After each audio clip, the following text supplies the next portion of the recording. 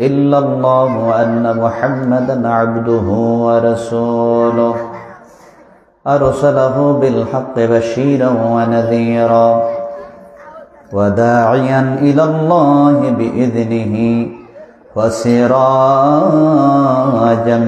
منيرا فقد قال الله تعالى في كلامه المجيد والفرقان الحميد أعوذ بالله من الشيطان الرجيم بسم الله الرحمن الرحيم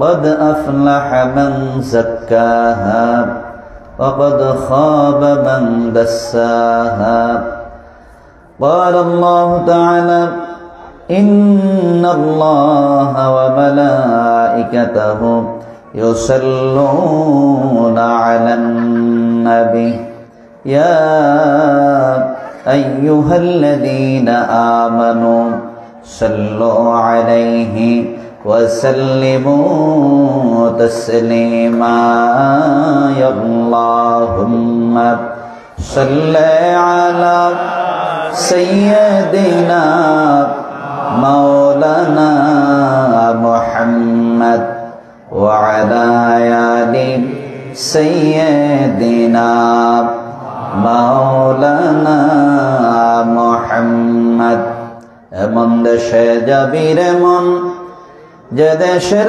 নাই ঠিকানা এমন ঘরে শিবিরে মন যে ঘরের নাই বিছানা আল্লাহুম্মা সাল্লি আলা মাওলানা মুহাম্মদ ওয়া আলা আলি সাইয়্যিদিনা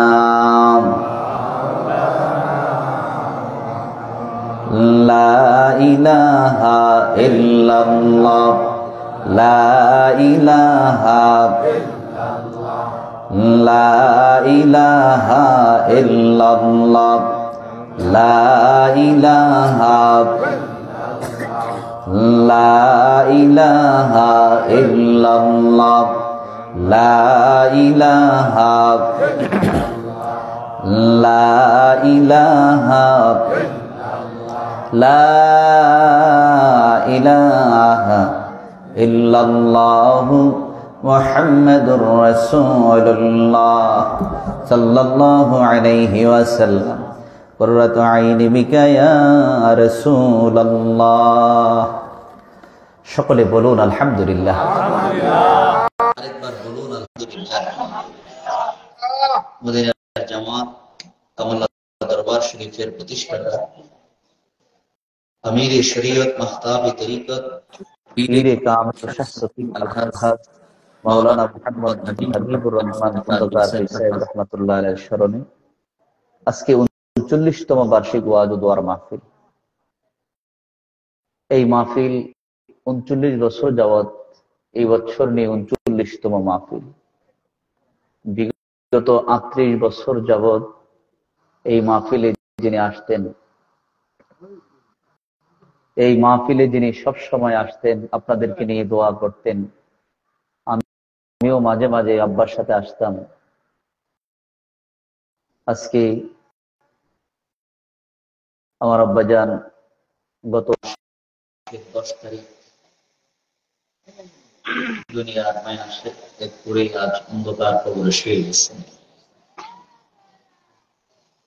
আল্লাহ পাক যেন আব্বাজানের কবরটাকে জান্নাতের সর্বোচ্চ মাকাম দান করেন। এবং বিশেষ করে আজকে যেখানে মাহফিল হচ্ছে, মাওলানা কাজী শামসুজ্জামান সাহেব,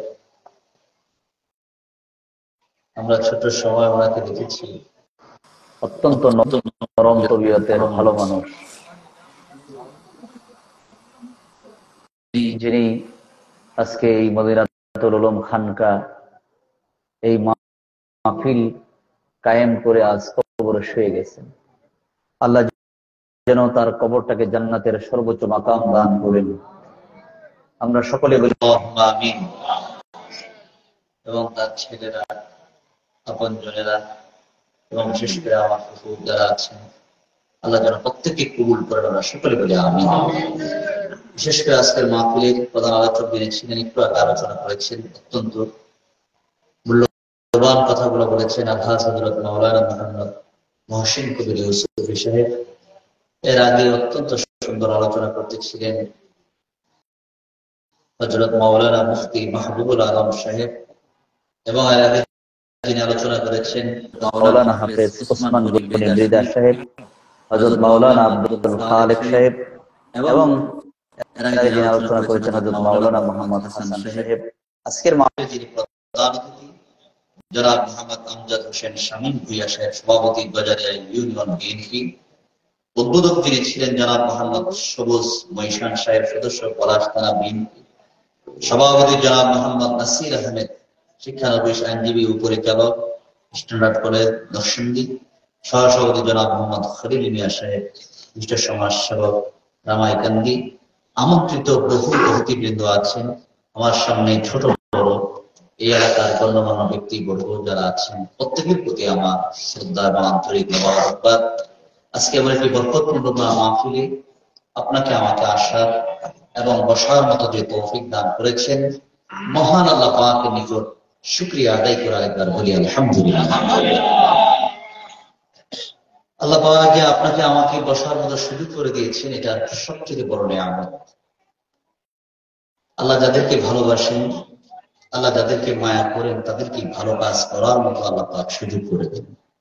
আল্লাহ যদি ভালো কাজ করার মতো সুযোগ না দেয়, আপনি ইচ্ছা করলেও করতে পারবেন না। কি বলেন, ঠিক না? যেমন কিছুদিন আগে করোনার কারণে হজের টাকা আছে, পাসপোর্ট করেছে, সব করেছে, কিন্তু তারপর হজে যাইতে পারে নাই। বরঞ্চ এর মধ্যে কিছু মানুষ কবর শুয়ে গেছে, হজটাও করতে পারে নাই।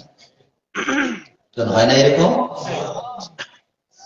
এই জন্য আল্লাহ যদি সুযোগ না দেয়, আল্লাহ যদি কবুল না করে, তাহলে আপনার দ্বারা, আমার দ্বারা ভালো কাজ করা কি নয়, সম্ভব না।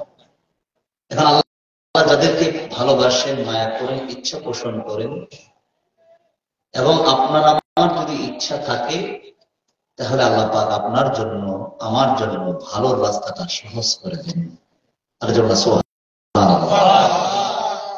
হাদিসে কুদসির মধ্যে আছে, নবীজি ফরমান, মাই ইউরিদিল্লাহু বিহি খায়রান ইউফাক্কিহু ফিদ্দীন। আল্লাহ পাক বলেন, আমি যাকে ইচ্ছা করি তাকে দ্বীন সম্পর্কে জ্ঞান দান করি। যেমন সুবহানাল্লাহ। দ্বীনের জ্ঞান থাকা, বুঝ থাকা। দ্বীন বলতে ইসলাম। দ্বীন বলতে কি? ইসলামের সঠিক বুঝ থাকা। এই পৃথিবীর জমিনে, সারা পৃথিবীতে তাকিয়ে দেখেন, কোটি কোটি মানুষ, সারা পৃথিবীতে আনুমানিক ধারণা করতেছে প্রায় 800 কোটির উপরে মানুষ। এখন পর্যন্ত 600 কোটি মানুষ কালিমা পড়ে মুসলমান হয় নাই। তো 200 কোটির উপরে কিছু মানুষ কালিমা পড়ে কি হয়েছে? মুসলমান হয়েছে। এখনো 600 কোটি মানুষ কি হয় নাই? মুসলমানই হয়। তাহলে এই 200 কোটির ভিতরে দেখেন তো, আমাদের মধ্যে কিছু আছে শুধু জুমার নামাজ পড়ে, কেন আসলে শুধু জুমার নামাজটা পড়ে, মাঝখানে 7 দিনের নামাজের কি নাই, খবর নাই। এই 200 কোটিও যদি আমরা হিসাবে আনি, তাহলে দেখা যাবে সারা পৃথিবীর মানুষের ভিতরে মুসলমানের সংখ্যা কি? তাই সবার মুসলমানের সংখ্যা কি? কম। 800 কোটির মধ্যে 600 কোটি অমুসলমান, আর 200 কোটি কি মুসলমান। তাহলে মুসলমানের সংখ্যা কি কম না বেশি?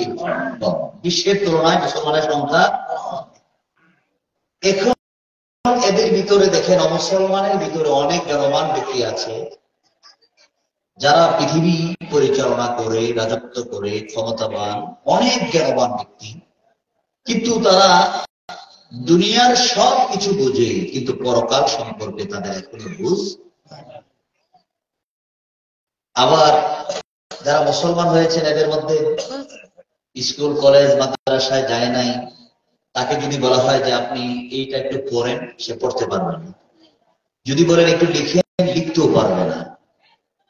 কৃষি কাজ করে, মসজিদে যায়, আজকে ওয়াজের মাহফিলে বসছে, এই যে এখানে আজকে একটু আলোচনা শুনতেছে, মসজিদ থেকে শুনতেছে, এই শুনতে শুনতে তার ভিতরে ইসলাম সম্পর্কে এমন বুঝ জ্ঞান আল্লাহ দিয়ে দিয়েছেন।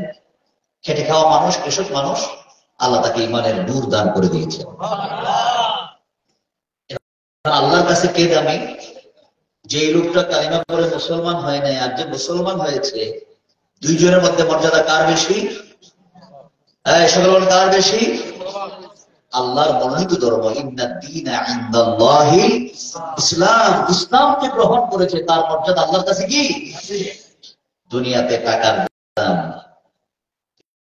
কিন্তু আল্লাহর কাছে কি টাকার কোন মূল্য আছে? আল্লাহ তো আমি তো সব দিচ্ছি তোমারে, তুমি আমার কি দিবা? দুনিয়ার মানুষের দিলে খুশি হয়, আর আল্লাহ বলে তুমি আমাকে দিবা কি? যেটা দিক দিয়ে দিবে এটা তো আমি তোমারে দিছি।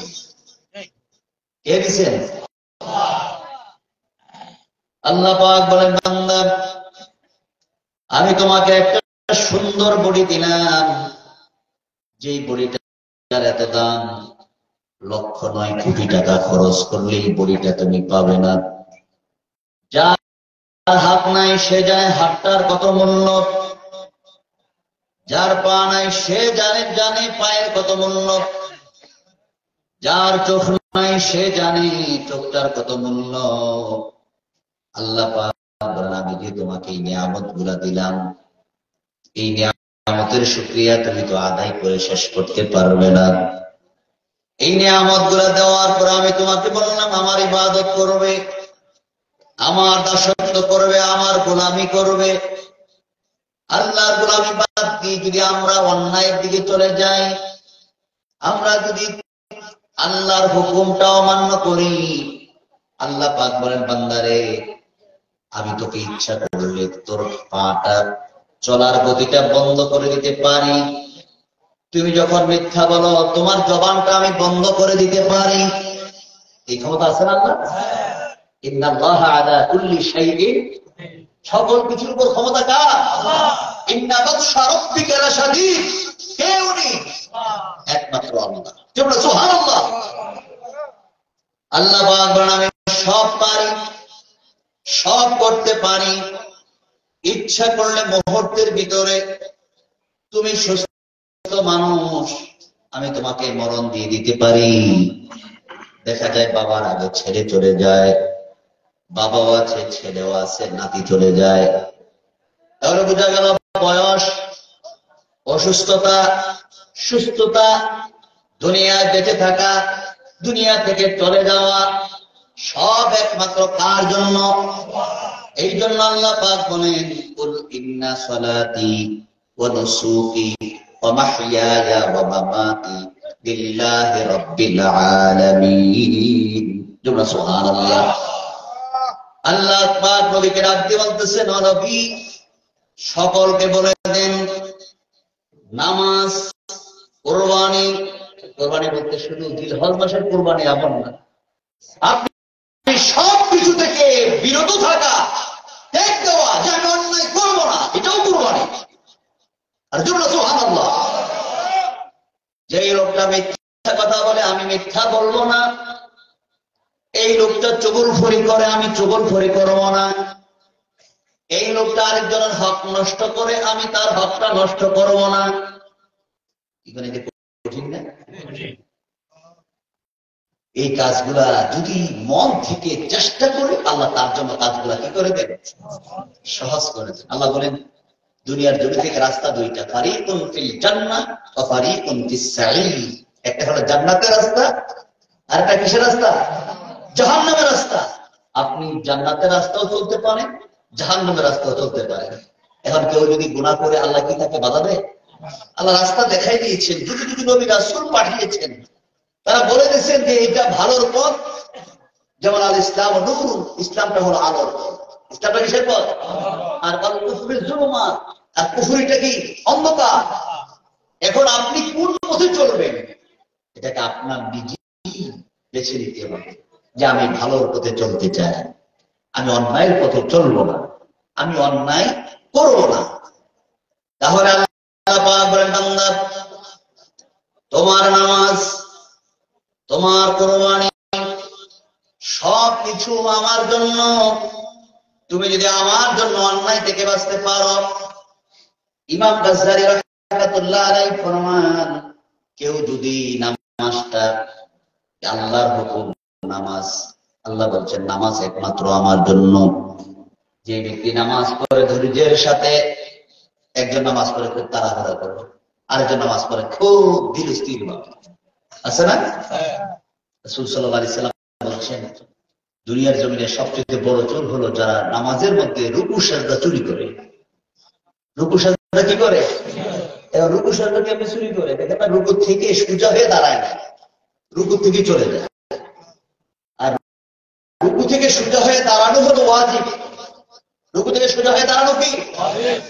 এখন ওয়াজিব করা হয়ে গেলে সাজদা সহু দেওয়া লাগবে, আর সাজদায় সহু না দিলে নামাজ ভঙ্গ হয়ে গেল। তাহলে তার রুকুর মধ্যে কি হয়ে গেল? ত্রুটি হয়ে গেল। নামাজ পড়তেছে বহুদিন যাবত, কিন্তু আল্লাহ তো বলছেন নিশ্চয়ই নামাজ মানুষকে খারাপ কাজ থেকে কি করে ফিরে রাখে। এখন নামাজও পড়তেছে, চুরিও করতেছে, অন্যায় করতেছে, জুলুম করতেছে, অত্যাচার করতেছে। আল্লাহর জন্য যদি নামাজ হয়, আর ওই নামাজটা যদি ধৈর্যের সঙ্গে নামাজ পড়ে, ধৈর্যের সঙ্গে যদি নামাজ পড়ে, আল্লাহ রাসূল সাল্লাল্লাহু আলাইহি সাল্লামের হাদিস দিয়ে ইমাম গাজ্জালী রাহমাতুল্লাহ আলাইহি তার কিতাবের মধ্যে বর্ণনা করেন, যে ব্যক্তি নামাজটা স্বাভাবিকভাবে পড়ে, আরেকজন ধৈর্যের সঙ্গে রুকু সিজদা তার দিল ঠিক রেখে, তার দিক ঠিক রেখে খুশু খুজু একাগ্র চিত্তে নামাজ পড়ে, আল্লাহ নবী ফরমান তার মর্যাদা, আর যে লোকটা স্বাভাবিক নামাজ পড়ে তার চাইতে আল্লাহ পাক তার মর্যাদা 300 গুণ মর্যাদা বাড়ায় দেন। প্রত্যেক মর্যাদার স্তর জমিন থেকে আকাশ পর্যন্ত এইভাবে তার মর্যাদা আল্লাহ বাড়ায় দেয়। এখন যে ব্যক্তি অন্যায় থেকে নিজেকে বিরত রাখে, এই বিরত থাকাটা অত্যন্ত কঠিন। কেউ আপনাকে গালি দিল, আপনি চুপ রইলেন, আপনি যদি জবাব দেন ঝগড়া হয়ে গেল, আপনি ঝগড়া করলেন না, আপনি সবর করলেন। কিছু কিছু জায়গা আছে প্রতিবাদ করা লাগে, আবার কিছু কিছু জায়গা আছে চুপ থাকাটাই কি উত্তম, যে আমার এটা জবাব না দিলাম। ধৈর্যের সঙ্গে যদি অন্যায় থেকে, আমি যদি গুনার কাছ থেকে ধৈর্যের সঙ্গে, আমি যদি গুনাহ থেকে বাঁচতে পারি, আল্লাহ নবী ফরমান এই জায়গার মধ্যে ধৈর্য ধরাটা অত্যন্ত কঠিন। এই কঠিন কাজটা যে ব্যক্তি করবে তার মর্যাদা আল্লাহ পাক, যে ধৈর্য ধরল না আর যে ব্যক্তি ধৈর্য ধারণ করলো তার মর্যাদা, দুইজনের মধ্যে পার্থক্য হলো 700 গুণ। প্রত্যেক গুণের মর্যাদা হলো জমিন থেকে আকাশ পর্যন্ত। সুবহানাল্লাহ। তাহলে বোঝা গেল আমার কুরবানি, আমার নামাজ, দুনিয়ার জমিনে সব ত্যাগ দেওয়া, আমি অন্যায় থেকে বেঁচে থাকা, আমি অন্যায় করবো না, চুগলখড়ি করবো না, গীবত করবো না, গীবত চর্চা করবো না। গীবত করা হলো হারাম। গীবত করা কি হারাম। আর গীবত কি জিনিস? একজনের কথা সত্যটাই আরেকজনের কাছে বলে বেড়ানো, এটা কি গীবত। আবার কিছু লোক আছে যেটা ঘটে নাই, রটেও নাই, প্রচারও হয় নাই, কেউ জানেও না, বানায় বানায় বলে, এটাকে বলে বুহতান। এটাকে কি বলে? অপবাদ দেওয়া। আল্লাহ নবী ফরমান বুহতান করা হলো কুফরি, আর গীবত করা হলো হারাম। গীবত করা কি হারাম, আর বুহতান করা কি কুফর।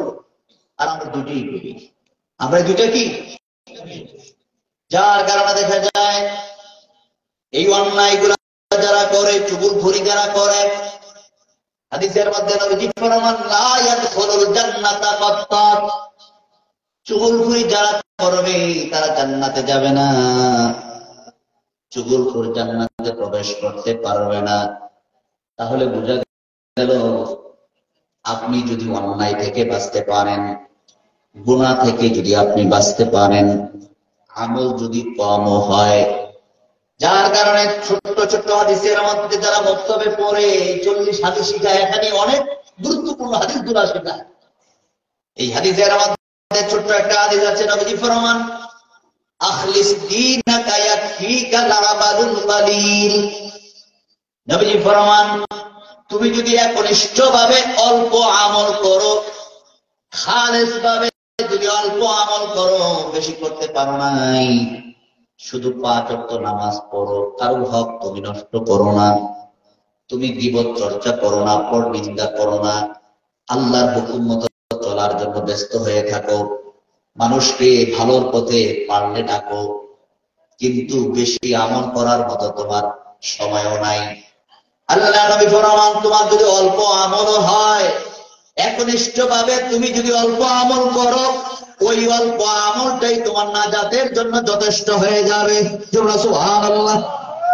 অল্প আমলটা তোমার নাজাতের জন্য যথেষ্ট হয়ে যাবে, অল্প আমলই তুমি নাজাত পেয়ে যাবে। কিন্তু তুমি আমল করো বেশি, কিন্তু মানুষের ক্ষতি করো। মানুষের কি করো? নবীজি ফরমান তোমার হাত থেকে, জবান থেকে মানুষ কষ্ট পায়, তোমার জবানের কারণে মানুষ কষ্ট পায়, তোমার হাতের কারণে মানুষ কষ্ট পায়। বুখারী হাদিসের মধ্যে আছে, নবীজি ফরমান আমার উম্মত 2টা নিয়ামত পেয়ে ক্ষতিগ্রস্ত। কয়টা? 2টা নিয়ামত পেয়ে আমার উম্মত গুলা ক্ষতির মধ্যে পড়ে আছে। এর মধ্যে একটা হলো অবসর, আরেকটা হলো সুস্থতা। খাসাইসুল কুবরার মধ্যে ইমাম জালালউদ্দিন সুয়ুতী রাহমাতুল্লাহ আলাইহি যার কিতাবের মধ্যে বর্ণনা করেছেন, মুসা কালিমুল্লাহ আল্লাহকে বললেন, আল্লাহ বান্দা তোমার কাছে কি দোয়া করবে তুমি শেখাও না আমাকে। সুবহানাল্লাহ। মুসা কালিমুল্লাহ আল্লাহর সঙ্গে কথা বলতেন, এক পর্যায়ে কি বলেন, আল্লাহ কত কিছু চাই, কি চাবো বলো না। আল্লাহ বললেন বান্দার জন্য সবচেয়ে বড় নিয়ামত হলো সুস্থতা। সবচেয়ে বড় নিয়ামত কি? সুস্থতা। আপনি যদি অসুস্থ হয়ে যান, দেখা যাবে ভালো খাবার গুলাই ভালো লাগে না, আপনার কাছের মানুষগুলো আপনার সাথে কথা বলে আপনার কাছে বিরক্ত লাগে, শুয়ে ভালো লাগে না, বসে ভালো লাগে না, চলতে ভালো লাগে না, আপনার মধ্যে বিরক্তি ভাব চলে আসে। কিন্তু সুস্থ থাকলে সবকিছুই ভালো লাগে। ঠিক না? সুস্থতা হলো বড় নিয়ামত। কিন্তু আল্লাহ নবী ফরমান আমার উম্মত গুলা 2টা নিয়ামত পেয়ে ক্ষতির মধ্যে আছে। কয়টা? তাহলে নিয়ামত 2টা, আর এই 2টা পাই আমার উম্মত গুলা কিসের মধ্যে আছে? ক্ষতির মধ্যে। একটা হলো সুস্থতা, আর একটা হলো অবসর। আরেকটা কি? এখন মনে করেন এখন বর্তমানে অবসর বস্তু তো খুব সুবিধা, ছেলে বিদেশ, ছেলে কি ভালো দেশে যা থাকে, ভালো অবস্থানে আছে, টাকা পয়সা পাঠায়, আব্বাকে ডাক দিয়ে বলছেন, আব্বা আমি কিন্তু দেখে আসছি আপনি দেশে কত পরিশ্রম করেন, কৃষি কাজ করেন, কত পরিশ্রম করেন, আজকে থেকে আল্লাহ তো আমাকে ভালো রাখছেন, টাকা পয়সা পাঠাবো, কৃষি কাজ বন্ধ, কাজ করবো বন্ধ, আপনি শুধু আল্লাহরে ডাকবেন, নামাজ পড়বেন, আমার লেগে খেলে মন বইরা দোয়া করবেন। ছেলে বলে দিছে, এখন বাবাই অবসর। বাবা কি হয়েছে? অবসর হয়েছে না? কাজও করা লাগে না, কৃষি কাজও করা লাগে না, পেরেশানি করা লাগে না, মাস শেষে দেখা যায় ছেলে টাকা পাঠাইতেছে, বাজার করতেছে, খাইতেছে। এখন কিন্তু অবসর হয়ে কি করতেছে? দোকান পাটে, রাস্তাঘাটে লোকজন হইলেই গীবত চর্চা শুরু করে দেয়। কি শুরু করে দেয়? গীবত। একজন একটা কথা উঠাইলে জানুক আর না জানুক, পক্ষে না হয় বিপক্ষে একটা বলুই। ঠিক না? এরকম হয় কিনা? হ্যাঁ ঠিকই শুনছি, এমনই মনে হয়। আল্লাহ নবী ফরমান গীবত চর্চা করতে থাকে, কিন্তু লোকটা অবসর হয়ে ক্ষতির মধ্যে চলে গেল। আবার আরেকটা মানুষ সুস্থ, ওই সুস্থ মানুষটা তাকে যখন ইবাদতের কথা বলা হয় তখন সে বলতে থাকে আমার এখনো সময় হয় নাই, আমার দাড়ি পাকে নাই, আমি দুর্বল হয় নাই, এখনো সময় আছে। আছেন এরকম নিয়ামত পাইয়া আবার সুস্থ থাকলে কি করে? আরো তো কাউকে হিসাবের মতো আনতে সে তো সময় পায়। আমার গায়ে কি বল কম আছে নাকি? কিন্তু আল্লাহ নবী ফরমান সুস্থ থাকা অবসর থাকা দুইটাই নেয়ামত, কিন্তু দুইটা নেয়ামত পেয়ে আমার উম্মত গুলা ক্ষতির মধ্যে পড়ে আছে। কিন্তু নেয়ামত পেয়ে আমরা যদি নেয়ামত গুলা কাজে লাগাইতে পারতাম তাহলে আমাদের দাম মর্যাদা আল্লাহর কাছে অনেক বেশি। নবীজি ফরমান তুমি যদি অল্প আমলও করো, তোমার জবান এবং হাত, এই জবান দিয়ে তুমি কটু কথা বলো না, এই জবান দিয়ে তুমি হাসি কথা বলো, তুমি অন্যায় কথা বলো না, মিথ্যাও বলতে পারো, সত্যও বলতে পারো। এই জবান দিয়ে যেটা বলা যায় না, দুইটা জিনিসই বলা যায়। বা আয়েশা সিদ্দিকা রাদিয়াল্লাহু তাআলা আনহা বলেন, আমি দেখেছি নবীজির চেহারার মধ্যে সব সময় তার তাবাসসুম, মুস্কি হাসি লেগেই থাকতো। সুবহানাল্লাহ। যার কারণে সাহাবায়ে কেরাম নবীজির হুজরা ছাড়তে চায় না। আল্লাহ ডাক দিয়ে বললেন, নবী আপনি যদি আপনার উম্মতের সঙ্গে হাসি মুখে যদি কথা না বলতেন, তাদের সঙ্গে যদি উত্তম আচরণ না করতেন, তাহলে আপনার উম্মত গুলো আপনাকে ছেড়ে তারা দূরে সরে যাইত। কিন্তু আপনি তো তাদের সঙ্গে উত্তম ব্যবহার করেন, হাসি মুখে কথা বলেন। সুবহানাল্লাহ। যার কারণে নবী ফরমান তোমার জবানটা যদি পবিত্র করতে পারো, এই জবানটা যদি হেফাজত করতে পারো, তোমার হাতটাকে যদি নিরাপদ করতে পারো, যার হাত এবং জবান থেকে তার কর্ষি নিরাপদ থাকে, আমল যদি কম হয়, নবীজি ফরমান ওই ব্যক্তিটা আল্লাহর জান্নাতে চলে যাবে। সুবহানাল্লাহ। আমল যদি কম হয় তাহলে ওই ব্যক্তি আল্লাহর জান্নাতে যাবে, কিন্তু আমল বেশি কিন্তু তার ব্যবহারে কর্ষিগুলা অসন্তুষ্ট। না না, তোমার জবান থেকে কষ্ট দিতে পারবে না। তুমি জবান দিয়ে সুন্দরভাবে কথা বলো, সত্য কথাগুলা বলো, মিথ্যা কথাগুলা বলবে না। একজন ইহুদি এসে বললেন, হুজুর আমার কালিমা পড়তে মন চায়। কি পড়তে মন চায়? আমার কালিমা পড়তে মন চায়, আপনি আমাকে মুসলমান বানায়া দেন। কিন্তু মুসলমানদের আদর্শগুলো এত সুন্দর, তাদেরকে দেখলে মন চায় কালিমা পড়ে মুসলমান হয়ে যায়। কিন্তু আমার জীবনে এত পাপ আমি করেছি, আমি গুনার মধ্যে এমন ভাবে ডুবে পড়েছি, অন্যায়ের মধ্যে এমন ভাবে নিমজ্জিত হয়ে গেছি। হুজুর আপনি যদি আমাকে বলেন সব অন্যায় গুলা ছাড়ো, সকল নেক আমল গুলা ধরো, কয় সবগুলা আমি সমানে ছাড়তেও পারবো না, সকল আমল গুলা সমানে করতেও পারবো না। যদি আপনি রাজি থাকেন একটা একটা করে আমাকে আমল দিবেন, একটা যদি শুদ্ধ হয়ে যায় দ্বিতীয় আমল দিবেন। এইভাবে যদি আপনি রাজি থাকেন তাহলে আমি কালিমা পড়ে মুসলমান হয়ে যাব। নবীজি বললেন আমি রাজি, তুমি কালিমা পড়ো। সুবহানাল্লাহ। এই কথা বলার পরে ইহুদি যখন কালিমা পড়লেন, কালিমা পড়ার পরে মুসলমান হয়ে যাওয়ার পরে এবার সাহাবী ডাক দিয়ে বললেন, হুজুর আপনি আমাকে আমল দেন। নবীজি বললেন তোমার প্রথম আমল হলো তুমি আজকে থেকে কখনো মিথ্যা কথা বলবে না। কি বলবে না? আজকে থেকে তুমি মিথ্যা কথা বলবে না। মিথ্যা মানুষকে ধ্বংস করে দেয়। মুনাফিকের এক নম্বর আলামত হলো সে যখন কথা বলে মিথ্যা কথা বলে। কি কথা বলে? সে যখন কথা বলে মিথ্যা কথা বলে। এখন নবীজি বললেন তুমি আজকে থেকে সত্য কথা বলবে, তোমার জবানটা তুমি পবিত্র করতে হবে। কেননা নবীকে আল্লাহ পাক দুনিয়ার জমিনে, মক্কার জমিনে নবী যখন ছোট থেকে বড় হতে আরম্ভ করলেন, আল্লাহ পাক নবীর জবানটাকে এত পবিত্র করে দিয়েছিলেন, যার কারণে মক্কার ছোট বড় সকল কাফের মুসলমান যারা ছিল সকলেই নবীকে আল আমিন বলে ডাকতে আরম্ভ করলেন। অর্থাৎ বিশ্বাসী নবীর কথার মধ্যে কোনো গোপনতা নাই, কুটিলতা নাই, জড়তা নাই। কারোর প্রশংসা করতে গিয়ে বাড়ায়ও বলে না। আপনার সঙ্গে আমার রাগের কারণে সত্যটাকে গোপন করে তার বিরুদ্ধে কথা বলবে এমনটা নয়। ঠিক না? কিন্তু আমাদের মধ্যে কি হয়, আপনার লোকে আমি রাগ হচ্ছি, আপনার সব সত্য শুনছি, রূপটা তো ভালো, আপনি হুড়হুড়া দেখছেন, ভিতরটা তো জানেন না। ঠিক না? অর্থাৎ তার বিপক্ষে যা বললে খুশি, আপনার আরেকজন তার বিরুদ্ধে বলে আপনার মন খুব খুশি হয়ে যায়। হ্যাঁ ঠিক আছে, এই লোকটি আমার সবচেয়ে কাছের মানুষ। এতো আল্লাহ নবী ফরমান, নবীজি কারোর ব্যাপারে এমন ভাবে বলেন নাই, যাহা সত্য তাহাই বলতেন, যার কারণে মক্কার সকল মানুষ নবীকে আলামিন বলে ডাকতে আরম্ভ করলেন, বিশ্বাসী হয়ে গেল নবীজি। যার কারণে নবীজি যখন ইসলামের দাওয়াত দিলেন, ওই সময় মক্কার সিস্টেম ছিল, মাইক ছিল না, কোন মিডিয়া ছিল না, টেলিভিশন নাই, সারা পৃথিবী মুহূর্তের ভিতরে খবর হয়ে যাবে এমন কোন মাধ্যম নাই। ওই সময়ে মক্কার লোকেরা যদি কোন আশ্চর্য কোন সংবাদ জানাতেন, পাহাড়ের চূড়ার উপরে দাঁড়িয়ে দূরে দূরে চিৎকার করে আল্লাহু আকবার করে ডাকতে আরম্ভ করলেন। আবার কেউ কেউ বলেছেন তারা দূরে দূরে চিৎকার করে তারা ঘন্টা বাড়ি দিতেন। এইভাবে বিভিন্ন কৌশলে তারা ডাকতেন। তখন তারা বুঝতে পারত মনে হয় কোন সংবাদ আছে, জরুরি কোনো কথা আছে।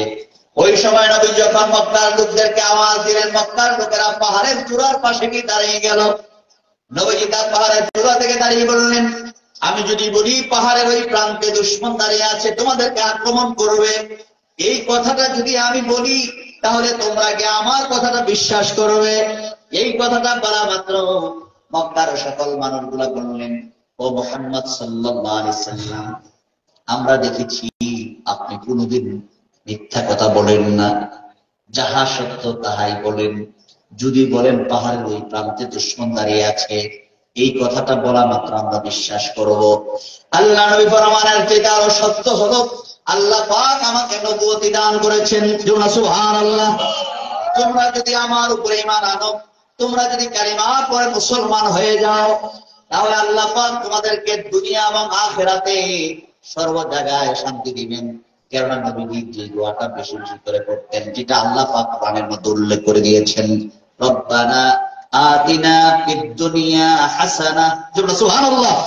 নবীজির শ্রেষ্ঠ দোয়া, নবীর শ্রেষ্ঠ দোয়া, আল্লাহর কাছে দোয়া করতেন, রব্বানা আতিনা ফিদ দুনিয়া হাসানা। সুবহানাল্লাহ। আল্লাহর কাছে দোয়া করতেন, আল্লাহ, হে আমার আল্লাহ, হে আমার প্রভু, রব্বানা আতিনা, তুমি আমারে দাও, তুমি আমারে দাও, ফিদ দুনিয়া, দুনিয়ার মধ্যে হাসানা, দুনিয়ার কল্যাণ, দুনিয়ার ভালো। সুবহানাল্লাহ। ওয়া ফিল আখিরাতি হাসানা, আখিরাতের কল্যাণ, আখিরাতের উত্তম জিনিসগুলো আমারে দাও। এরপরে বলতেন, ওয়াকিনা আযাবান নার। এরপর আল্লাহর কাছে বলতেন, আল্লাহ, সর্বশেষে আমাকে জাহান্নামের আগুন থেকে বাঁচাও। এই দোয়াটা হলো দুনিয়ারও কল্যাণ, আখিরাতেরও কল্যাণ, দুনিয়ারও ভালো, আখিরাতেরও ভালো। সুবহানাল্লাহ। নবী দোয়া শিখাইছেন, তোমরা দুনিয়ারও ভালো চাও, আখিরাতেরও ভালো চাও, দুনিয়ার কল্যাণ চাও, আখিরাতের কল্যাণ চাও।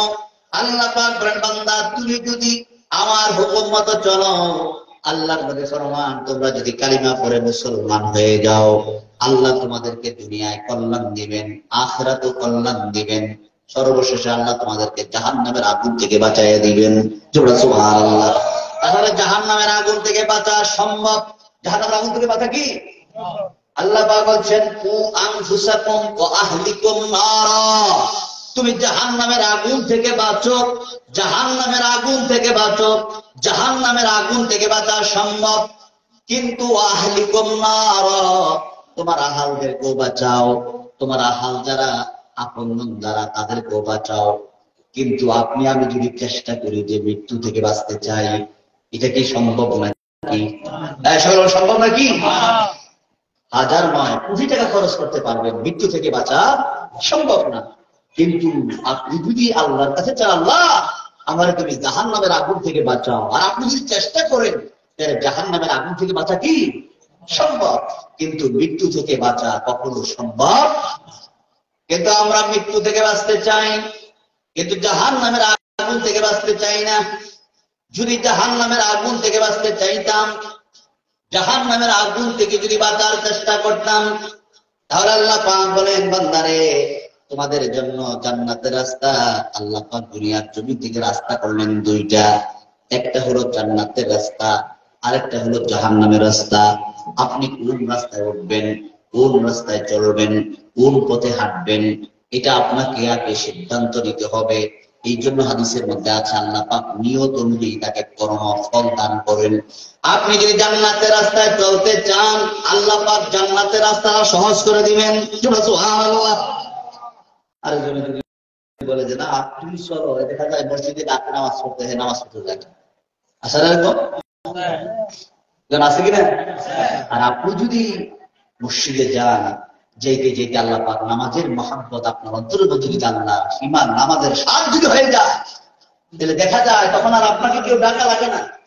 আজান হয়ে গেলে বা আজান যদি কারেন্ট না থাকে, মাইকে যদি শুনতে নাও পান, আপনার দিল সাড়া দিয়ে দেয়, মনে হয় আজান হয়ে গেছে, চলে যায় মসজিদের দিকে। সুবহানাল্লাহ। এই জন্য আল্লাহ পাক বলেন, আমি যদি তার দিলের পরিবর্তন করাইয়া দেই, আমি যদি তার মধ্যে ঈমানের স্বাদটা ঢুকাইয়া দেই, হাজার মানুষ বুঝাইও তাকে অন্যায়ের পথে দিতে পারে না। আর আল্লাহ যদি হেদায়েত না দেয়, হাজার বুঝ দেওয়ার পরও সে হেদায়েতের পথে আসতে এরকম হয় না। যেমন আবু জহেলের সামনে নবীজির মুআজিজা প্রকাশ কি কম হয়েছে না বেশি হয়েছে? প্রচুর মুআজিজা প্রকাশ হয়েছে, এর ফলে আবু জহেল কালিমা পড়তে পারে না। আবার আমরা যারা আছি, আমরা নবীজিকে দেখিও নাই, কিন্তু নবীর মুআজিজা গুলা শুনেছি। নবীকে আল্লাহ পাক কোরআন দিয়েছেন, শ্রেষ্ঠ মুআজিজা কোরআন পেয়েছি। এগুলা শুনে শুনে আমরা কালিমা পড়ে কি হয়ে গেছি? মুসলমান হয়ে গেছি। সুবহানাল্লাহ। এই জন্য আল্লাহ পাক আমি যাকে হেদায়েত দেয়, পৃথিবীর কোন মানুষ তাকে গোমরাহ করতে পারে না। আর গোমরার মধ্যে চলে যায়, আর আল্লাহ যদি মোহর মেরে দেয়, হাজার মানুষ যদি তাকে বোঝায়, তারপরে দেখা যায় তাকে হেদায়েতের পথে আনতে পারে না। এই জন্য আপনাকে আমাকে হেদায়েতের পথে আসার জন্য আল্লাহর সাহায্য চাইতে হবে। আর নবীজি দোয়াও শিখিয়েছেন, তোমরা আল্লাহর কাছে দোয়া করো, ইয়া মুকাল্লিবাল কুলুব সাব্বিত কলবি আলা দীনিক। সুবহানাল্লাহ। দিনের মতো অটল থাকা। দেখা যায় কিছু মানুষ আছে, কিছুদিন আমল করে কিছুদিন পরে আমল শেষ। এদের সামনে রোজা আসতেছে, দেখা গেছে রোজার মাসে সবাই কি সুন্দর আমল, রোজাও শেষ আমলও শেষ। এরকম হয়নি? সবাই এরকম হয় কিনা? এখন আমলটাকে ধরে রাখা। নামাজ কি রমজান মাসেই ফরজ না সারা বছরই ফরজ? সারা বছরই নামাজ, সারা বছর দৈনিক 5 ওয়াক্ত নামাজ আপনার উপর আমার উপর পড়া কি নামাজ পড়তে হবে। আল্লাহ কাছে নামাজ, আল্লাহ পাক বলছেন তোমাদের উপরে নামাজ আল্লাহ কি করে দিয়েছেন? ফরজ করে দিয়েছেন। এখন নামাজ বাদ দিয়ে যদি বাকি কাজ করেন, তাইলে বোঝা গেল হাদিস শরীফের মধ্যে আছে মুসলমান আর কাফেরের মধ্যে পার্থক্য করবেন কি দিয়া? নামাজ। কি দিয়া? নামাজ। এখন নামাজ বাদ দিয়া, শরীয়ত বাদ দিয়া কি মারিফাত হয়? সবাই তার মারিফাত হয় নাকি? তার কারণে ইমাম মালিক রাহমাতুল্লাহ আলাইহি বলেছেন, মান তাফাক্কাহা, যে ব্যক্তি শরীয়ত মানলো বা শরীয়তের জ্ঞান অর্জন করলো, ওয়ালাম ইয়াতাসাওয়াফ, কিন্তু তাসাউফের জ্ঞান করলো না, অর্জন করলো না বা তাসাউফ মানলো না, ফাকাদ তাফাসসাকা, সে হলো ফাসিক। সে কি? ফাসিক মানে অপূর্ণাঙ্গ, কিন্তু তার ঈমান আছে। তার কি আছে? ঈমান আছে। এটা অপূর্ণাঙ্গ। একটা মানুষের যদি একটা হাত না থাকে, অপূর্ণাঙ্গ, কিন্তু তার দেহটা আছে, তার দেহে প্রাণ আছে, চলতেও পারে, ফিরতেও পারে, কিন্তু পরিপূর্ণতা তার মধ্যে নাই। কিন্তু ইমাম মালিক রাহমাতুল্লাহ বলছেন, মান তাসাওয়াফা, যে ব্যক্তি তাসাউফ মানে, ওয়ালাম ইয়াতাফাক্কা, শরীয়ত মানে, ফাকাদ তাসান্নাকা, সে হলো জিন্দিক কাফের। নামাজ নাই, রোজা নাই, হালাল নাই, হারাম নাই, পর্দা নাই, জিকির ফিকির নাই, সে বলতেছে আমি মারিফাত নাই। তাহলে কি তার মারিফাতটা কি সঠিক? সবাই কি সঠিক হতে পারে? এটা কখনো সঠিক হইতে। ওয়ামান জামা বাইনাহুমা, যার মধ্যে দুইটাই আছে, শরীয়ত আছে, ইলমে মারিফাতও আছে, ওয়ামান জামা বাইনাহুমা ফাকাদ তাহাক্কাকা। ইমাম মালিক রাহমাতুল্লাহ আলাইহি বলেন, যার মধ্যে শরীয়ত আছে, ইলমে মারিফাতও আছে, এই লোকটা হলো মুহাক্কিক। ওই লোকটার দাম আল্লাহর কাছে বেশি, এই লোকটার মর্যাদা আল্লাহর কাছে বেশি। এই লোকটা হলো মুহাক্কিক। তার মধ্যে হিংসা থাকতে পারে না, রিয়া থাকতে পারে না, অহংকার থাকতে পারে না, তাকাব্বুরি থাকতে পারে না, মানুষকে পরনিন্দা করতে পারে না। এগুলো করতে পারে? অহংকার কি কি দিয়ে করবেন? দেখেন না, অন্ধকার হয়ে গেলে আমরা চোখ দিয়ে কিছুই দেখি না। আলো আছে, চোখের হাওয়া আছে। আমরা ওই চোখের হাওয়া দেখে তো অন্ধকার করে দিলে চোখের কোনো হাওয়া আছে নি? সবার হাওয়া আছে। দুনিয়া আলোকিত হলে আমাদের চোখ আলো পায়, দুনিয়া অন্ধকার আমাদের শরীর চোখ কি? দুনিয়ার মধ্যে শীত, আমাদের শরীরের মধ্যে শীত। দুনিয়ার মধ্যে গরম, শরীরের মধ্যে কি? আপনি এত সুস্থ মানুষ, দেখা গেছে এমন শীত পড়ছে, শীতের কাপড় চোপড় ছাড়া আপনি চলতেই পারেন না। তাহলে বুঝে গেল আমার ব্যক্তিগত কোন গুণ, এই দুনিয়া আল্লাহ যেভাবে চালান আমরা এইভাবেই চলি। তাহলে বুঝে গেল এই দুনিয়া আমরা কিভাবে অহংকার করবো? আমার নিজস্ব তো কোনো গতি নাই। হ্যাঁ, আমাদের নিজস্ব গতি আছে। এই জন্য আল্লাহ বলছেন, কুল ইন্না সালাতি ওয়া নুসুকি ওয়া মাহইয়ায়া, তোমার জীবনটাও আমার জন্য, ওয়া মামাতি, তোমার মৃত্যুটাও আমার জন্য। সুবহানাল্লাহ। জীবন মরণ যদি আমার জন্য হয়, তাহলে দুনিয়াতেও শান্তি, আখিরাতেও শান্তি। আর জন্য সুবহানাল্লাহ, আর জন্য সুবহানাল্লাহ। এই জন্য দুনিয়ার শান্তি দরকার, আখিরাতেরও শান্তি দরকার। এখন দুনিয়ার শান্তির জন্য অহংকার দূর করার জন্য, এই অহংকার কি এই চেহারার মধ্যে, বডির মধ্যে থাকে না, অন্তরে থাকে? থাকে কোথায়? এই জন্য আল্লাহ পাক বলছেন, ক্বাদ আফলাহা মান যাক্কাহা। সফলকাম তো ওই ব্যক্তি, সফল তো ওই ব্যক্তি যার অন্তরটাকে পরিশুদ্ধি করতে পেরেছে। সুবহানাল্লাহ। ওয়াকাদ খাবা মান দাসাহা। ব্যর্থ তো ওই ব্যক্তি যার অন্তরটাকে পরিশুদ্ধি করে ফেলেছে, অন্ধকার করে ফেলেছে। এই অন্ধকার কলব নিয়ে যদি যায়, কবরে, হাসরে, মিজানে, পুলসিরাতে, সর্ব জায়গায় আমরা আটকে যাই। যার কারণে আল্লাহ পাক বলেন, ইয়াওমা লা ইয়ানফাউ মালুন ওয়ালা বানুন ইল্লা মান আতাল্লাহা বিকলবিন সালিম। এমন একটা দিন আসবে, যেই দিন তোমার টাকা পয়সা, ছেলে মেয়ে কোনো কিছু তোমার উপকারে আসবে না, তোমার ধন দৌলত কোনো কিছু তোমার উপকারে আসবে না। আজকে যদি মৃত্যুর সমন জারি হয়ে যায়, আপনি যদি মনে করেন আমার কোটি টাকা আছে, কোটি টাকা মালাকুল মউত আজরাইলকে দিয়ে দেব, কাজ হবে নাকি? কোটি টাকা নয়, সারা পৃথিবীর সম্পদ যদি আপনার কাছে থাকে, তারপরও আপনার কোনো কাজে আসবে না। বাদশা জুলকারনাইন, পৃথিবীর বিখ্যাত বাদশা বাদশা জুলকারনাইন, মৃত্যুর সময় তার ছেলে মেয়েদেরকে ওসিয়ত করলেন, ও ছেলে মেয়েরা, আমার যখন মৃত্যু হবে, মৃত্যুর পরে আমাকে যখন কাফন পরাইবা, যখন পৃথিবীর লোকগুলা আমার জানাজা পড়তে আসবে, ওই সময় কাফনের উপর আমার হাতটা খালি রাখবা। ছেলে মেয়েরা বললেন, বাবা এটা কেমন ওসিয়ত? এমন সময় জুলকারনাইন বলবে, পৃথিবীর রাজত্ব করেছেন বাদশা জুলকারনাইন, কিন্তু আজকে মৃত্যুর পরে দেখা যায় খালি হাতে কবরের দিকে রওনা হয়ে যাচ্ছে, হাতে কোনো কিছুই নিয়ে যাচ্ছে না। তাহলে বোঝা গেল দুনিয়ার জন্য যাহা করলেন, দুনিয়ার মানুষগুলো আপনার আপনজন, এগুলা ভাগ বাটোয়ারা করে নিতে থাকবে। আপনি কি নিয়ে যাবেন? কি আমল যদি ভালো করেন, ভালো আমল আপনার সঙ্গে যাবে। যদি অন্যায় করেন, অন্যায়গুলো আপনার সাথে যাবে। এই জন্য আপনার অন্যায় থেকে বাঁচার জন্য দিলটা যদি পবিত্র হয়, কেননা শয়তান তো আপনার বডির মধ্যে থাকে না, শয়তান থাকে আপনার কালবের মধ্যে। এই জন্য নবীজি হাদিসের মধ্যে ফরমান, আশ-শায়তানু জাসিমুন আলা কালবি বনি আদম, বনি আদমের কালবের মধ্যে শয়তান ধোঁকা দেয়। আর আল্লাহ পাক বলেন, ইয়াওমা লা ইয়ানফাউ মালু ওয়ালা বানুন, তোমার এমন একটা দিন আসবে, যে দিন টাকা পয়সা কোনো কিছু তোমার উপকারে আসবে না। একমাত্র উপকারে আসবে, ইল্লা, আসবে কি আসবে? ইল্লা মান আতাল্লাহা বিকলবিন সালিম। তুমি যদি একটা নিরাপদ কাল নিয়ে আসতে পারো, নিরাপদ কলব নিয়ে যদি আসতে পারো, ওই কলবওয়ালা মানুষটার দাম আছে। কবরে, হাসরে, মিজানে, সব জায়গায় তার মর্যাদা আল্লাহ বাড়ায় দিবেন। সুবহানাল্লাহ। মৃত্যুর সময় কালিমা নসিব হয়ে যাবে। মৃত্যুর সময় কি হয়ে যাবে?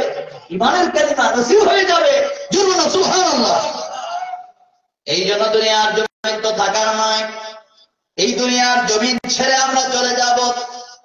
এই দুনিয়ার জমিন থাকার নয়, যে সময় আল্লাহ ডাক দিবেন, ওই সময় আল্লাহ ডাকে আপনাকে আমাকে চলে যেতে হবে।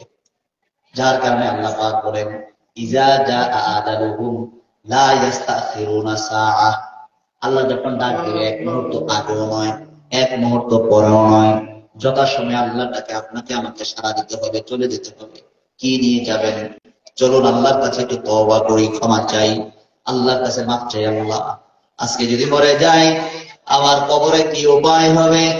চক্ষু বন্ধ করে আল্লাহর দরবারে চোখের পানি ফেলে কাঁদেন, আল্লাহ আল্লাহ, গুনাহ করছি, ভুল করছি, ও আল্লাহ, আজকে যদি মরে যাই কবরে কি উপায় হবে? আজকে যদি মরে যায় দুনিয়ার মানুষরা তো আমাকে আর ঘরে রাখবে না। মুহূর্তের ভিতরে মাইকের মধ্যে আওয়াজ হয়ে যাবে, অমুকের ছেলে অমুক, অমুকের মেয়ে অমুক দুনিয়া থেকে বিদায় হয়ে গেছে। দেখা যাবে সকাল হতে হতেই দেখা যাবে চতুর্দিকের মানুষগুলো আমার বাড়ির আঙ্গিনায় চলে আসবে, আমাকে গোসল করাইয়া জীবনের শেষ গোসল দিয়া আমার রঙিন জামা কাপড় গুলা খুলে মার্কিনের কাপড় পরাইয়া এতিমের মতো কবর দেশে নিয়ে যাবে। চোখের পানি ফেলে কাঁদেন, আল্লাহ গুনাহ করছি, ভুল করেছি, ও আল্লাহ, আমি আর বাকি জীবনে গুনাহ করব না। আস্তাগফিরুল্লাহ রাব্বি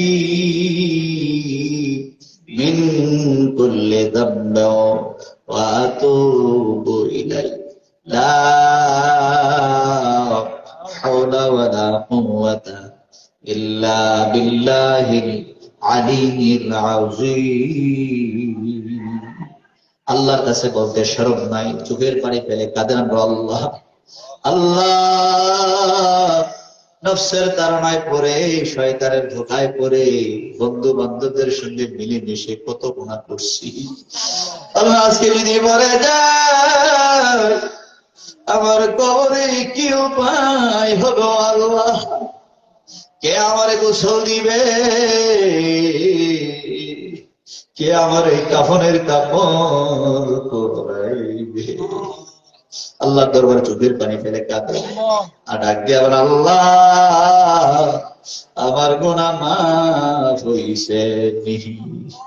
কার জন্য জানি বাজারের বাস পাইকা গেছে রে, কার জন্য জানি কবরের মাটি ছটফট করতেছে। মাটি ডাকে বলতেছে, তুমি মরো না, আমি তোমারে চাপ দিতে পারি না।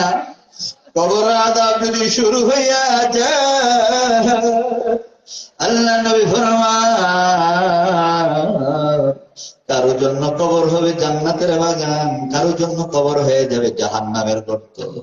জাহান্নামের যদি গর্ত হয়ে যায়, এটা তো শুধু গর্ত থাকবে না, এটা সাপ বিচ্ছুর ঘর হয়ে যাবে। ওই গর্তের ভিতরে এই সাপ বিচ্ছু গুলা তাকে সবল দিবে। নবীজি হাদিসের মধ্যে বলেছেন, এমন সাপ হবে, একটা সাপের মাথা হবে 7টা করে মাথা হবে, এমন সবল দিবে, বিষের যন্ত্রণা এমন ভাবে বাড়তে থাকবে, ওই বিষগুলা যদি দুনিয়ার জমিনে শ্বাস ফেলত রে, দুনিয়ার জমিনটা বিষাক্ত হইয়া যাইত, দুনিয়ার গাছপালা গুলো মরে যাইত, দুনিয়ার কোনো গাছপালা জন্মাইত না। ওই সাপগুলা কবরের মধ্যে সুবল দিতে থাকবে রে। আল্লাহ দরবারে বিনায় বিনায় কান্দর বল, আল্লাহ আল্লাহ, গোনায় গোনায় কাটাইলা জিন্দেগি, এই জীবনে না করিলাম বন্দেগি। আল্লাহর কাছে কাঁদতে শরম নাই, চোখের পানি ফালায় কাঁদের, আল্লাহ আল্লাহ আমার গুনাহ মাফ হইছে নি। যদি কান্না না আসে, আব্বার কথা স্মরণ করেন, আম্মার কথা স্মরণ করেন, দাদার কথা, দাদির কথা, নানার কথা, নানির কথা, শ্বশুর শাশুড়ির কথা।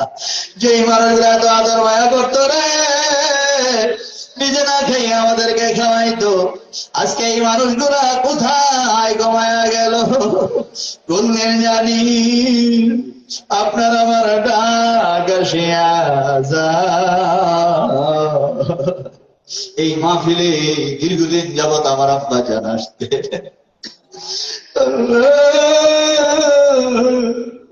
এই মাহফিল গুলা সাজাইয়া, আজকে এই ঠান্ডা সাজাইয়া মাওলানা কাজী শামসুজ্জামান সাহেব আজ কবরে শুয়ে আছে।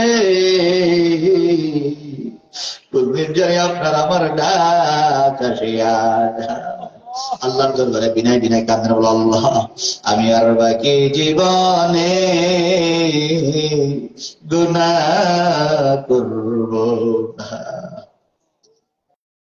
কোরআনের মধ্যে আল্লাহ পাক বলেন ফি কুলুবিহিম মারাদুন ফাযাদাহুমুল্লাহু মারাদা। আল্লাহ পাক বলেন যখন তোমাদের কলবগুলা বিমারি হয়ে যায়, অসুস্থ হয়ে যায়, এই রোগটা শুধু কলবে থাকে না, ফাযাদাহুমুল্লাহু মারাদা, এই রোগটা আল্লাহ পুরো বডির মধ্যে ছড়ায়া দেয়। তখন হাতের দ্বারা, পায়ের দ্বারা, চোখের দ্বারা, অঙ্গ প্রত্যঙ্গের দ্বারা গুনাহ করতে থাকে। আল্লাহর দরবারে বিনয় বিনয় কাঁদেন, আল্লাহ আমার গুনাহ মাফ হইছে নি। আল্লাহ প্রত্যেক বছর কত মাহফিল তো এই বছরের মাহফিল শেষ হইয়া যায়, আল্লাহ আমার গুনাহগুলা মাফ করছো নি।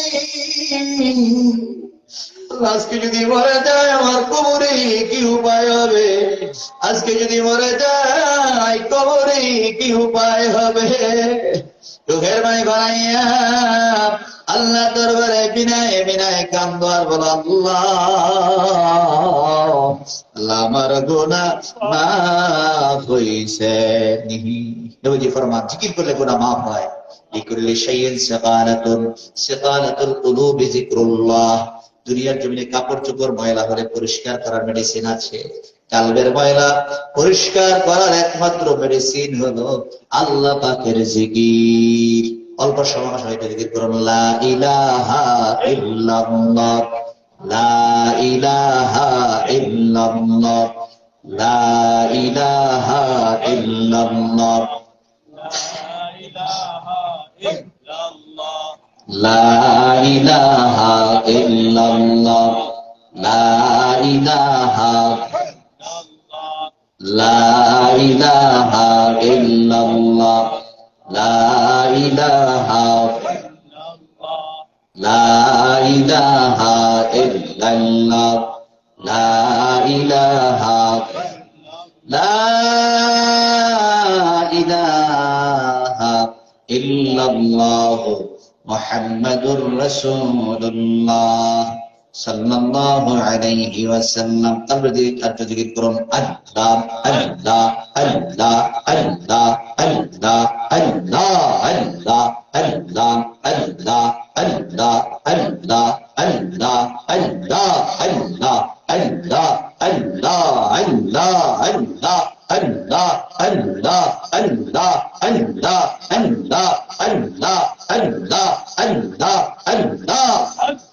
Allah, Allah, Allah, Allah, Allah, Allah, Allah, Allah, Allah,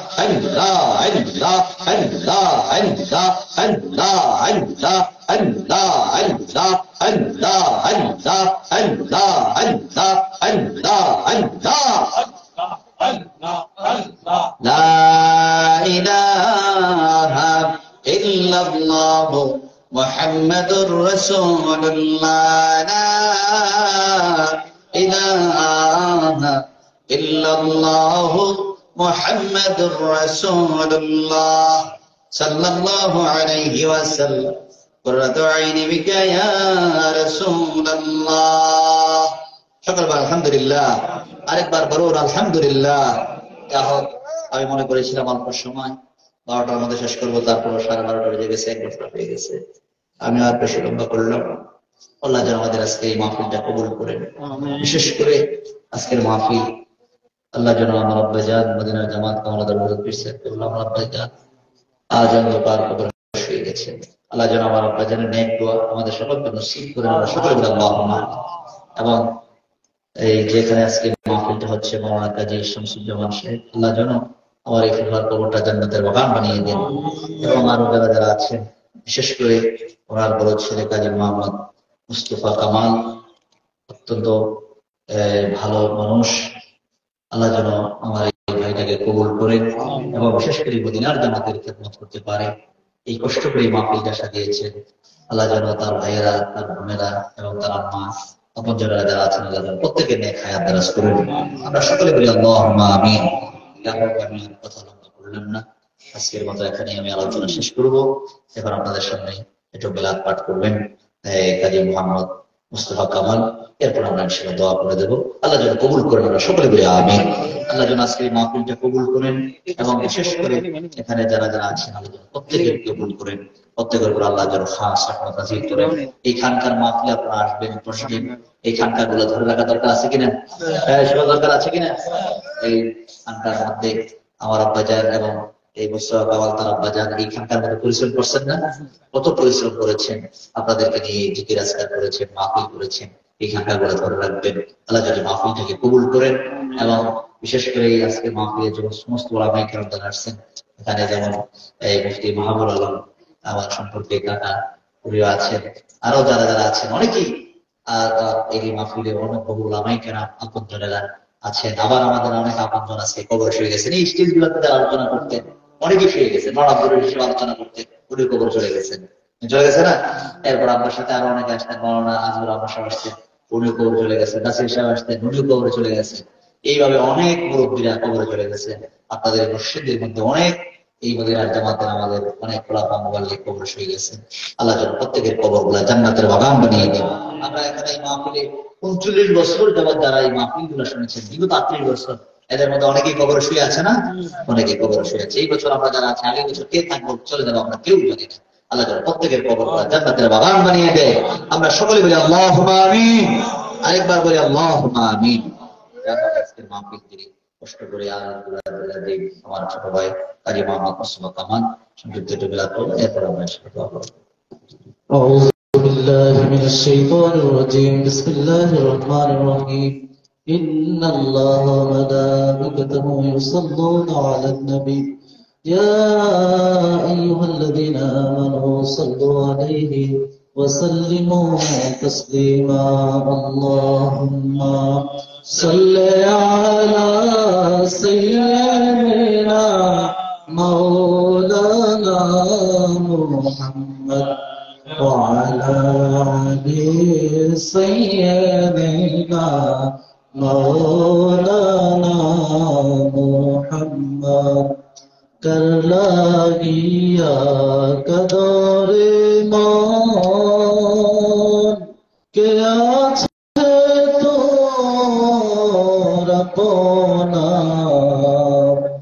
আসলাপন শুয়ে আছেন ওই যে সোনার মদিনায়। আল্লাহুম্মা সাল্লি আলা সাইয়্যিদিনা মাওলানা মুহাম্মদ ওয়া আলা আলি সাইয়্যিদিনা مولانا محمد بلغ العلا بكماله كشف الدجى بجماله حسنت جميع خصاله صلوا عليه يا نبي سلام عليك يا رسول سلام عليك يا حبيب سلام عليك صلوات عليك يا ربي يا رسول الله আপনি যে মদিনাইতে সব কিছুই পারেন দেখিতে, মোদের লাশ কবরে রাখিলে নয়ন দো আপন কোলে ইয়া নবী সালাম আলাইকা ইয়া রাসূল সালাম আলাইকা ইয়া হাবিব সালাম আলাইকা সালাওয়াতুল্লাহ আলাইকা اللهم صل وسلم وبارك عليه محمد وبارك وسلم। যাই হোক, মাহফিলের শেষ পর্যায়ে আজকের মাহফিলের সাজানোর জন্য যারা চাল দিয়ে, ডাল দিয়ে, টাকা পয়সা দিয়ে, বুদ্ধি দিয়ে, পরামর্শ দিয়ে সহযোগিতা করেছেন, আমি সবার প্রতি কৃতজ্ঞতা জ্ঞাপন করছি এবং মাহফিলকে সফল করার জন্য আপনারা চেষ্টা করেছেন। আপনাদের জন্য মন থেকে দোয়া রইল। আপনারা আমার জন্য দোয়া করবেন, আমার আব্বা আম্মার জন্য দোয়া করবেন, অত্র এলাকাবাসী যারা এই মাহফিলকে সাজিয়েছে সকলের জন্য দোয়া করবেন। সর্বশেষ আমি পীর সাহেব হুজুরের জন্য দোয়া চাই, সকলের কাছে এই দোয়া কামনা করছি। হুজুর দোয়া করবেন। সকলে বলুন আলহামদুলিল্লাহ। একবার বলুন আলহামদুলিল্লাহ। প্রত্যেক মাসের 19 তারিখ, চাঁদের 19 তারিখ এখানে মাসিক তালিমের মাহফিল হয়। মুস্তফা কামাল আছেন, আর আমাদের খোলাফা মোবাল্লিগ অনেকে আসেন। আপনারা সকলে এই মাহফিলে আসবেন, যোগাযোগ রাখবেন। আল্লাহ যেন এই খানটা কবুল করেন, এই মাহফিলটাকে আল্লাহ যেন কবুল করেন। আমরা সকলে বলি আল্লাহুম্মা আমিন। আল্লাহ যেন আজকে এই মাহফিলের ওসিলায় এই এলাকার কবরবাসী যারা সারা পৃথিবীতে যারা জররা পরিমাণ ঈমান নিয়ে কবর শুয়ে গেছে, আল্লাহ যেন কবরবাসীদের কবর আযাব মাফ করে দেন। আমরা সকলে বলি আল্লাহুম্মা আমিন। অনেকের আব্বা, অনেকের মা, দাদা দাদি, নানা নানি, আত্মীয় স্বজন, বংশধর যারা কবর শুয়ে গেছে, আল্লাহ যেন প্রত্যেকের কবর আযাব মাফ করে দেন। আমার আব্বা জান, আচ্ছা, প্রধান অতিথি যিনি আমজাদ হোসেন শামীম ভূঁইয়া সাহেব, আপনাদের গজারিয়া ইউনিয়ন বিএনপি সভাপতি, তিনি ওনার আব্বা কিছুদিন আগে ইন্তেকাল করেছেন, দোয়া চেয়েছেন আল্লাহ যেন তার কবরটাকে জান্নাতের বাগান বানিয়ে দেন। আমরা সকলে বলি আল্লাহুম্মা আমিন। এইভাবে আমাদের আপনজন যারা কবর শুয়ে গেছে, আমার আব্বা জান গত 10 তারিখ আমাদেরকে দিন করে চলে গেছে, এবং মাওলানা শামসুজ্জামান সাহেব যিনি চলে গেছে, এবং আরো যারা যারা এই মাহফিলে যারা সম্পৃক্ত থাকতেন, আল্লাহ যারা এই মাহফিল সাজিয়ে এই মাহফিলের খেদমত করে যারা কবর শুয়ে গেছে, আল্লাহ তাদের কবর আযাব মাফ করে দেন। আজকে আমরা যারা আছি, আমাদের মধ্যে অনেকের আব্বা আম্মা, দাদা দাদি, নানা নানি, শ্বশুর শাশুড়ি, বংশধর যারা কবর শুয়ে গেছে, আল্লাহ প্রত্যেকের কবর আযাব মাফ করে দেন। অনেকে আব্বা জানের জন্য তাসবিহ তাহলিল কোরআন খতম করেছেন, এবং আল্লাহ যেন এই তাসবিহ তাহলিল গুলা তেলাওয়াতের উসিলায় আল্লাহ যেন আব্বা জানের কবরের জিন্দেগি নূরময় বরকতময় করে দেন। আব্বা যেন নেক দমতা সকলকে যেন নসিব করে দেন। সকলে বলি আমিন। এখন দোয়া হবে, সকলে দোয়া শুনে اللهم آمين. ربنا ظلمنا أنفسنا وإن لم تغفر لنا وترحمنا لنكونن من الخاسرين. ربنا آتنا في الدنيا حسنة وفي الآخرة حسنة وقنا عذاب النار وادخلنا الجنة مع الأبرار يا عزيز يا غفار يا رب العالمين. আয় আল্লাহ, গভীর রাত্রিতে তোমার একদল আশিকিন, জাকিরিন, মুহিব্বিন বান্দাগুলোকে নিয়ে যে যেখান থেকে আমাদের সঙ্গে হাত উঠাইছে, আল্লাহ আয় আল্লাহ আমাদের সকলের জীবনের গুনাহ খাতা মাফ করে দেন। আয় আল্লাহ, আমরা জীবনে যত গুনাহ করছি, যেই গুনার খবর আব্বা জানে না, আম্মা জানে না, ছেলে মেয়েরা জানে না, পাড়া প্রতিবেশীরা জানে না, তারা যদি জানতো ওই মানুষগুলো আমাকে ইজ্জত করতো না, সম্মান করতো না। আল্লাহ আপনার তো জানার বাকি না। সমস্ত গুনার জন্য আপনার দরবারে ক্ষমা চাই, মাফ চাই। আপনার গফুরুর রহিম নামের ওসিলায় আমাদের সকলের জীবনের গুনাহ মাফ করিয়া দাও।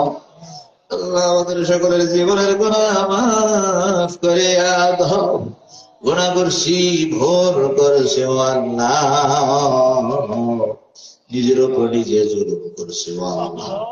সমস্ত গুনার জন্য ক্ষমা চাই। আপনার গফুরুর রহিম নামের ওসিলায় আমাদের সকলের জীবনের গুনাহ মাফ করিয়া দাও। আল্লাহ তুমি যদি ক্ষমা না করো, আমরা কার কাছে যাব? যাওয়ার মতো তো রাস্তা নাই, চাওয়ার মতো তো আর কেউ নাই। দুনিয়ার ভিক্ষুক যদি এক ঘরে ভিক্ষা না পায়, 1000 ঘরে ভিক্ষা চাওয়ার ব্যবস্থা আছে। সন্ধ্যা হলে দেখা যায় কিছু না কিছু নিয়ে বাড়িতে ফিরে আসে। আমরা আপনার দরবারে এমন ভিক্ষুক, আপনি যদি ফিরাইয়া দেন, যাওয়ার মতো দ্বিতীয় আর কেউ নাই, চাওয়ার মতো তো আর কেউ নাই। আল্লাহ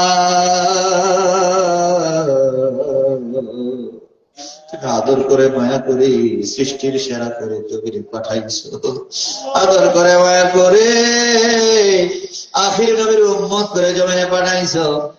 আল্লাহ দয়াল নবীজির খাতিরে আমাদের সকলের জীবনের গুনাহ মাফ করিয়া দাও। আমাদের আব্বা আম্মার গুনাহ মাফ করিয়া দাও। আল্লাহ দাদা দাদির গুনাহ মাফ করিয়া দাও, নানা নানির গুনাহ মাফ করে দাও, ভাই বোনদের গুনাহ মাফ করে দাও। আমাদেরকে যারা আদর করতো মায়া করতো এই মানুষগুলা যারা কবরে পড়ে পড়ে কান্দে, আল্লাহ তাদের গুনাহ মাফ করিয়া দাও। আল্লাহ তাদের কবরে আযাব দিও না, আল্লাহ তাদের কবরে আযাব দিও না। আল্লাহ আজকের মাহফিল খেলা তুমি কবুল করে নাও। আল্লাহ আজকের মাহফিল খেলা তুমি কবুল করে নাও। আল্লাহ আমরা যা কিছু সন্ধ্যা থেকে নিয়ে এত রাত্র পর্যন্ত যত কিছু বললাম, যত আলোচনা হয়েছে, আল্লাহর সওয়াবের সাথী লক্ষ কোটি গুণ বাড়াইয়া সোনার মদিনায় নবী পাকের রওজা মুবারকে পৌঁছায়া দাও। أولاد رسول أمة المؤمنين صحابة کرام تمين تابعين أئمة مجتهدين سلف صالحين صديقين أولياء كاملين در پاک روح پہنچایا দাও। اے اللہ খাস করে মাবুদ আমার আব্বা জানের পাক রয়ে পৌঁছায়া দাও। এলাকার যারা হাত উঠাইছে অনেকের আব্বা অনেকের আম্মা দাদা দাদি নানা নানি যে যেখানে শুয়ে গেছে আল্লাহ, আল্লাহ বিশেষ করে মাওলানা কাজী শামসুজ্জামান সাহেবের কবরে পৌঁছায়া দাও। আল্লাহ এইভাবে যাদের আপনজন কবরে প্রত্যেকের পাক রুহে পৌঁছায়া দাও। আল্লাহ তাদের কবরে আর আযাব দিও না। আল্লাহ জিন্দা যারা আছে প্রত্যেকে নেক হায়াত দারাজ করে দাও। আল্লাহ নূরে ঈমান বখশিশ করে দাও। আমলে সালেহ করার মতো তৌফিক দান করে দাও।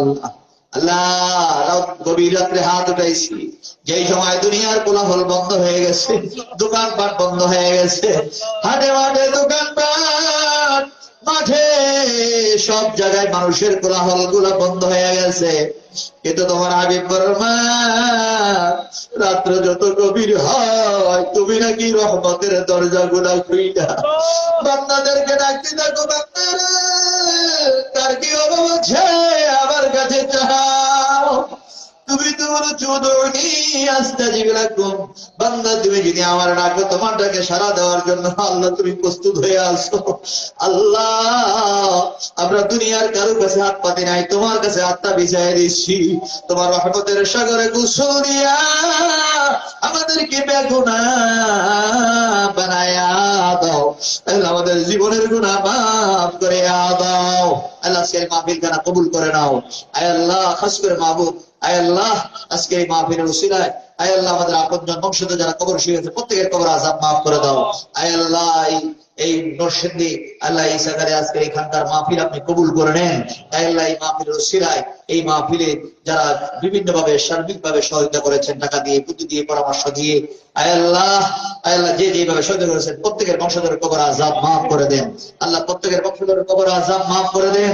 আয় আল্লাহ যারা সহায়তা করেছেন প্রত্যেকে নেক হায়াত দারাজ করে দেন, সুস্থতার নিয়ামত দান করে দেন, নেক আমল করার মতো তৌফিক দান করে দেন। আয় আল্লাহ মাওলানা কাজী মোহাম্মদ মুস্তাফা কামাল আল্লাহ তাকে কবুল করে নেন। আল্লাহ তার ছোট ভাই মোহাম্মদ সফিউল্লাহ আয় আল্লাহ যারা যারা আছে আল্লাহ প্রত্যেকে কবুল করে নেন। আয় আল্লাহ মুফতি মাহবুব আলম আয় আল্লাহ আরো যারা যারা আছেন আয় আল্লাহ মনিরকে আল্লাহ প্রত্যেকে কবুল করে নেন। আয় আল্লাহ কবুল নেক হায়াত দারাজ করে দেন।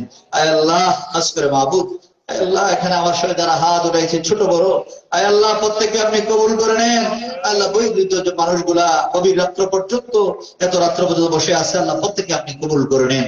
যুবক ভাইদেরকে কবুল করে নেন, প্রত্যেককে নামাজি বানায়া দেন, দ্বীনের পথে চলার মতো তৌফিক দান করে দেন, নেক আমল করার মতো তৌফিক বাড়ায় দেন, শারীরিকভাবে সুস্থতার নিয়ামত দান করে দেন। আয় আল্লাহ প্রত্যেককে মক্কা মদিনায় যাওয়ার মতো তৌফিক দান করে দেন। খানায় কাবা তওয়াফ না করাইয়া আপনার হাবিবের রওজা মোবারক জিয়ারত না করাইয়া আমাদের কাউকে মরণের ডাক দিয়েন না আল্লাহ। আমাদের মধ্যে যারা বিমার শাফা করে দেন, আম্মা জান নেক হায়াত দারাজ করে দেন। আয় আল্লাহ খাস করে মাহবুব নূরে মদিনা ছাত্র কাফেলার ছেলেদেরকে কবুল করে নেন। আয় আল্লাহ, লাইভের মাধ্যমে অনেকে দূর দূরান্ত থেকে দোয়া শরীফ হয়ে গেছে। আওলাদ হোসেন মোল্লা অসুস্থ, তার দুইটা ছেলেই অসুস্থ, রৌনক, রিজবি, আল্লাহ তাদেরকে আপনি সুস্থতার নিয়ামত দান করে দেন। আল্লাহ বিশেষ করে আইলা টিপু ভাই, মোস্তফা ভাই, আমিন, এদেরকে কবুল করে নেন। যে যেখান থেকে আমাদের সঙ্গে হাত উঠাই আমিন আমিন বলতেছে, আয় আল্লাহ মামুন সাহেব, আয় আল্লাহ দাদুমণি, আল্লাহ এদেরকে কবুল করে নেন। আয় আল্লাহ খাস করে মাহবুব আজকের এই মাহফিলটা আপনি কবুল করে নেন। আগামী বছর কে থাকবো কে চলে যাবো জানি না আল্লাহ। আল্লাহ এই মাহফিলটা আমাদের একটা নাজাতের একটা উসিলা বানাই দিও আল্লাহ। আল্লাহ এই মাহফিলটা নাজাতের একটা উসিলা বানাই দিও। আল্লাহ আমাদের কাউকে জাহান্নামী বলে ডাক দিয়েন না আল্লাহ। আল্লাহ আমাদের কাউকে জাহান্নামী বলে ডাক দিয়েন না আল্লাহ। আল্লাহ যখন মৃত্যু দিবেন ইমানের মৃত্যু নসিব করে দিয়েন, বেঈমান মুনাফিক বানাইয়া আমাদের কাউকে মরণের ডাক দিয়েন না আল্লাহ। হাসবুনাল্লাহু ওয়া নি'মাল ওয়াকিল, নি'মাল মাওলা ওয়া নি'মান নাসির। আল্লাহু খায়রুন হাফিজা ওয়া হুয়া আরহামার রাহিমিন। সুবহান রাব্বিকা রাব্বিল ইজ্জাতি আম্মা ইয়াসিফুন ওয়া সালামুন আলাল মুরসালিন ওয়ালহামদুলিল্লাহি রাব্বিল আলামিন। ربنا تقبل منا بحق لا إله إلا الله محمد رسول الله صلى الله عليه وسلم. يا رسول الله. السلام عليكم ورحمة الله وبركاته.